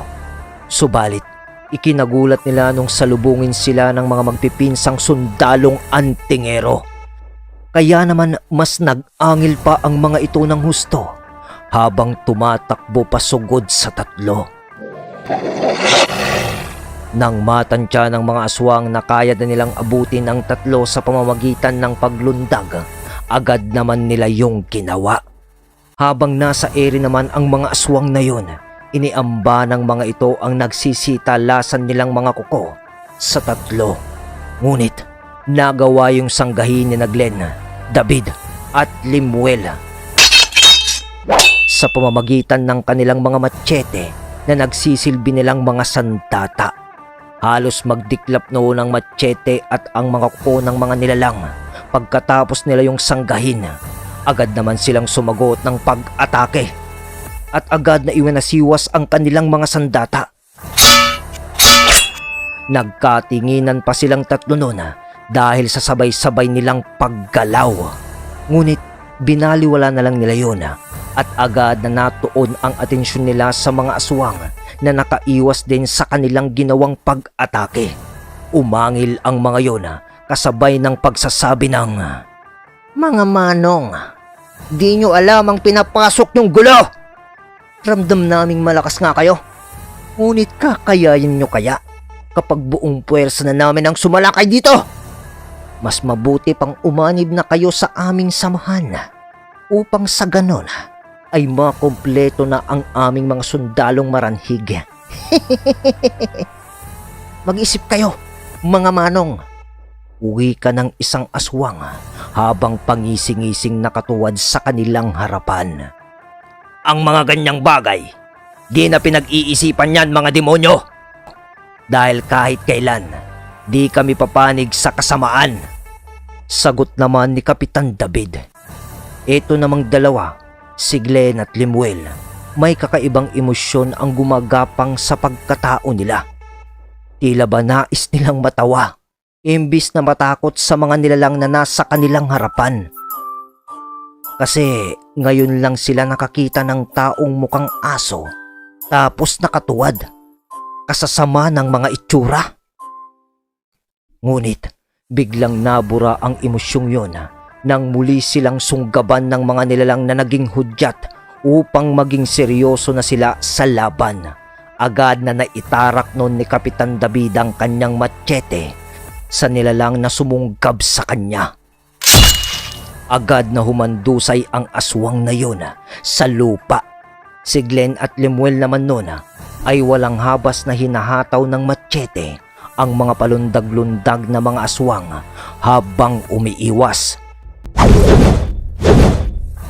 Nang di nila maatim ang mga kaganapan na yun, inusalan nila ang mga ito ng pantigalpo.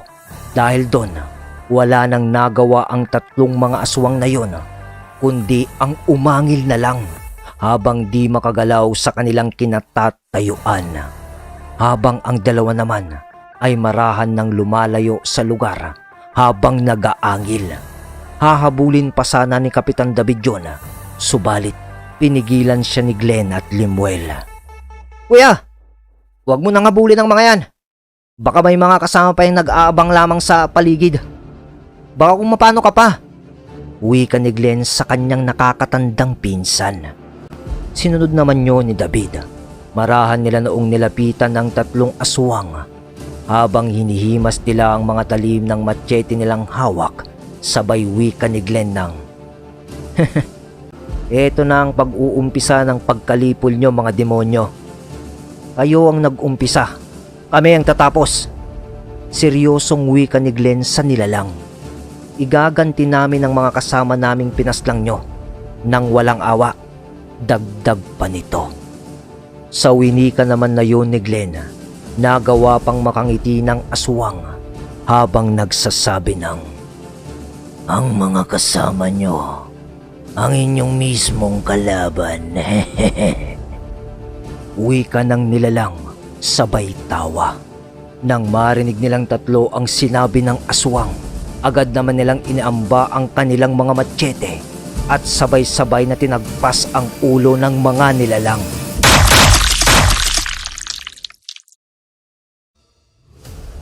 Dahil doon, magkakasabay-sabay na gumulong ang mga ulo ng mga nilalang sa lupa at bumagsak ang mga katawan. Nang bigla na ring naagnas ang mga yon at tanging mga bungo at buto na lamang ang mga naiwan. Napaisip naman ng tatlo tungkol sa sinabi ng isang aswang na kasama nyo ang inyong mismong kalaban. Nanibago din sila noon dahil doon lang sila nakipaglaban ng walang gamit-gamit na mga baril at tanging machete lamang. Ano kaya kuya? Ano kayang ibig sabihin ng mga nilalang na yon? Wika ni Lemuel sa dalawa niyang nakakatandang pinsan. Di ko din alam, Lim. Baka nasisiraan na ng ulong mga yon. Sagot naman ni Glenn. At sa pag-uwi nila, nang marating nila ang kubo ni Tatang Guillermo, agad naman nilang sinabi ang lahat dito. Habang nagkukwento sila sa matanda, bigla namang nagwika si David ng, Glenn, Lim, Maestro. Sambit ni David sabay senyas ng kanyang hintuturo sa kanyang labi. Nagpapahiwatig na tumahimik muna sila.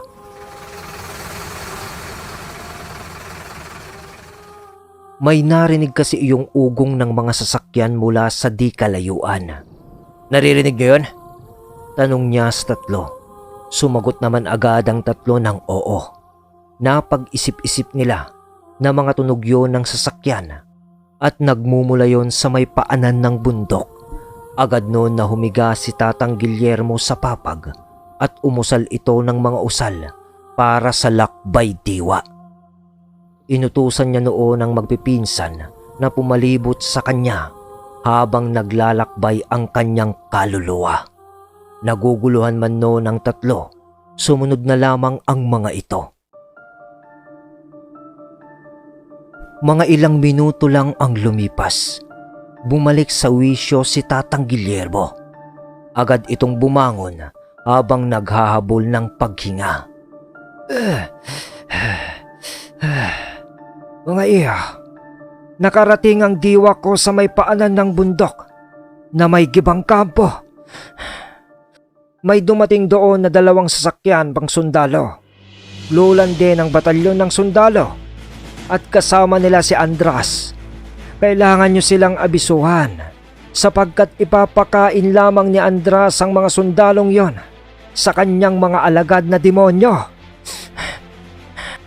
Habol hinga na wika ni Tatang Guillermo. Buti nga di niya ako natunugan. Kung hindi, Baka di nakabalik ang kaluluwa ko. Dagdag pa nito.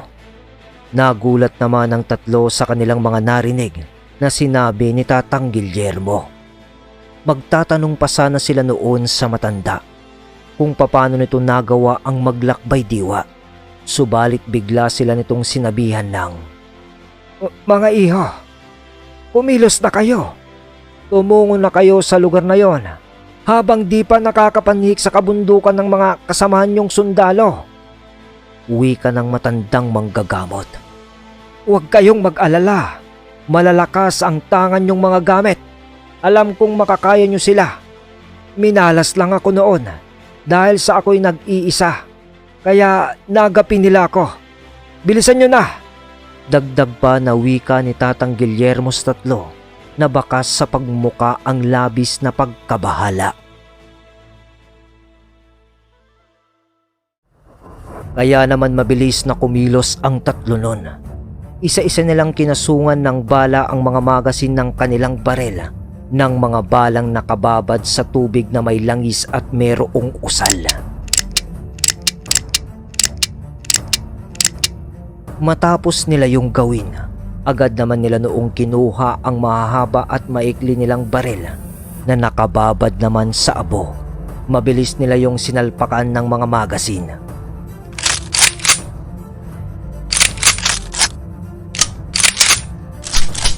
At sinukbit na rin nila noon ang mga machete sa kanilang mga tagiliran. Muli nila noong sinuot ang kanilang mga uniforme bilang mga sundalo. Handa na kami, maestro. Maikling wika ni Glenn. Sige na, umayo na kayo. Mag-iingat kayo mga iho. Ako na ang bahala dito kung may magtangkaman na sumalakay dito sa baryo.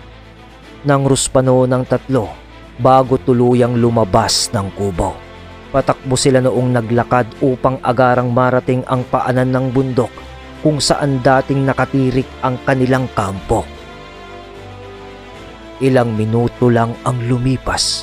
Tumambad sa kanila noon ang malaking grupo ng mga kapatid nilang sundalo. Agad sila ng mga itong tinutukoy.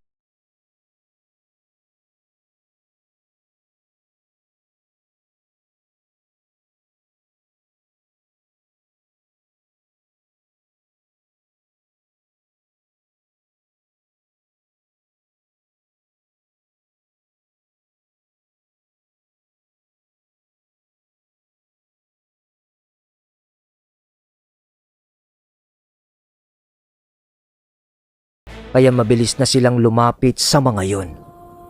Oh, kayo pala Kapitan David, Sargento Glenn at Lemuel.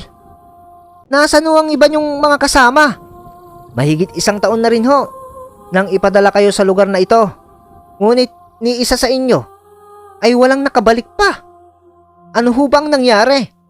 Wika ng isang sundalo pagkalapit nilang tatlo sa mga ito. Mahabang kwento.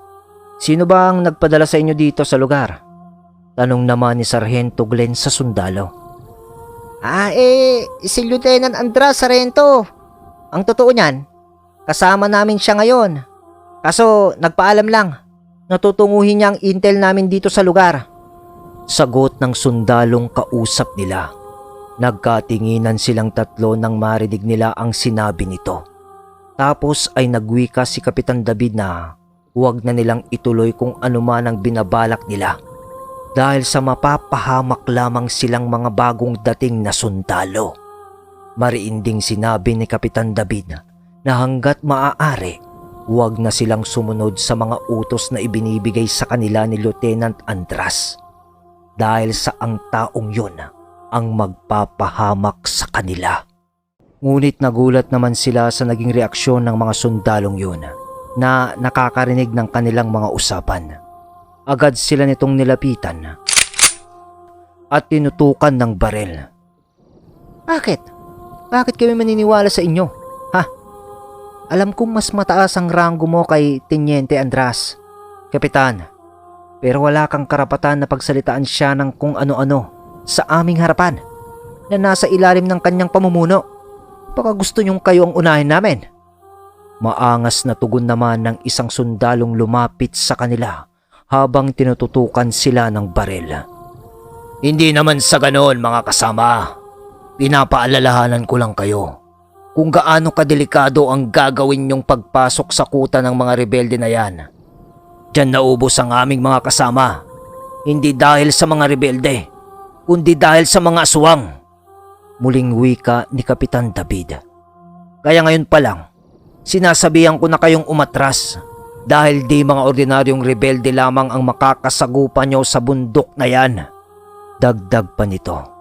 Ngunit pinagtawanan lamang sila ng mga sundalong naroon at sinabing, Aswang?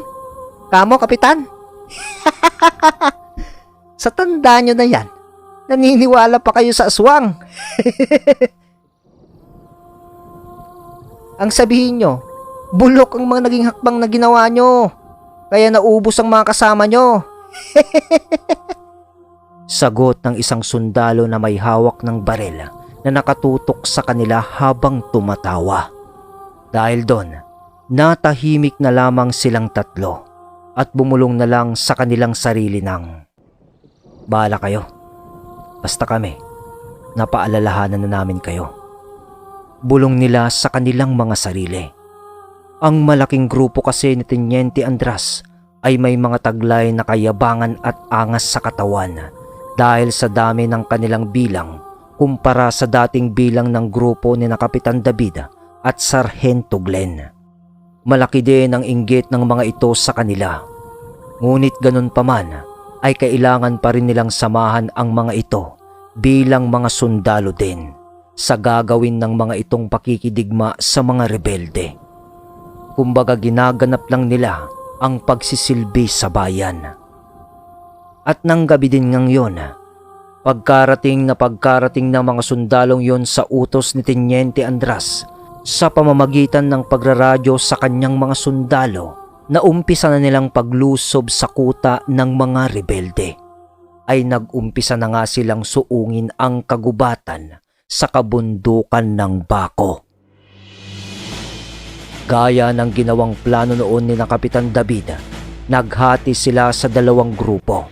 Ang iba, tumungo sa kanlurang bahagi at ang iba naman ay sa pailaya o pasilangan. Mas pinili nila noon tatlo na sumama sa grupo ng mga sundalong tumungo sa ilaya upang maprotektahan ang mga yon sa mga aswang na siguradong makakasakupa rin ng mga ito. Kahit ano kasing utos ang ibigay noon ni Kapitan David, ay di siya sinusunod ng mga kasama nilang sundalo. Kahit pa sabihin nila na mali ang tinatahak nilang daan, ay binabaliwala sila ng mga ito dahil yun daw ang direksyon na itinuro sa kanila ni Teniente Andras. Kaya naman na mas pinili nila na sundan na lang ang mga ito. Ilang minuto pa ng paglalakad, nakaramdam na silang tatlo ng pag-iiba ng presensya ng paligid. Nararamdaman na nila ang mga kakaibang bagay na yun dahil sa mga lihim na aral na itinuro sa kanila ni Tatang Guillermo. Ilang saglit pa, biglang nagsenyas ang tumatayong commander ng grupo na kanilang sinamahan. Nagsiupo ang mga ito habang nagpapalingalinga sa paligid. Tila ba nakakaramdam na rin ang mga ito ng kakaiba? Abarientos, mabuti pang patrasin mo na ang mga grupo nyo. Habang di pa natin napapasok ang lungga nila, nasa bungad na tayo ng mismong teritoryo nila. Wika ni Kapitan David na medyo pabulong sa katabi nitong tumatayong commander ng grupo na yon. Ganun ba, Kapitan? Di mas mabuti. Magagapin natin sila ng mas maaga. Kung natatakot kayong tatlo, Kapitan, kayo nang umatras. Wala sa bokabularyo namin, Kapitan, ang umatras sa laban. Wika ng katabi niyang sundalo na si Abarientos. Napahaplos na lang noon si Kapitan David sa kanyang muka na pinapawisan na dahil sa katigasan ng ulo ng mga sundalong kasama nila. Kaya naman, napilitan na lang silang hawakan nun ang kanilang mga baril na tangan upang maging handa sa mga mangyayari. Napakadilim nun sa loob ng kagubatang yon. Kaya naman, puro anino lang ng mga puno ang kanilang nakikita sa ilalim ng sinag ng maliwanag na buwan. Pero kahit na madilim nun ang paligid, nasisipat na ng tatlo ang mga nilalang na minsan na nilang nakasagupa na unti-unti na silang pinapalibutan. Nasa loob na tayo ng lungga nila. Maging alisto kayo. Maikling wika ni Kapitan David, subalit walang tumutugon sa kanya. Si Lemuel at Glenn naman noon ay maigi ring nagmamasid sa paligid habang hawak ang mga baril nilang dala. Nakikita man nila ang mga nilalang, di sila nagpapaputok dahil sa limitado lang ang kanilang mga balang may orasyon.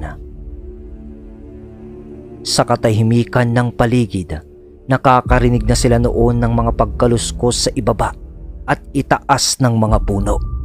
Subalit ang mga kasama nilang mga sundalo ay walang kaalam-alam sa mga nilalang na di nila napapansin na nakapaligid na sa kanila. Maya-maya pa, muling nagsalita si Kapitan David. Abarientos, sabihan mong iba mong mga kasama na maging maingat. Napapaligiran na nila tayo. Wika ni Kapitan David. Nakikita na kasi nila sa pagkakataong yun ang kanilang mga kalaban. Lalo na ang mga aswang na nakakubli sa itaas ng mga puno.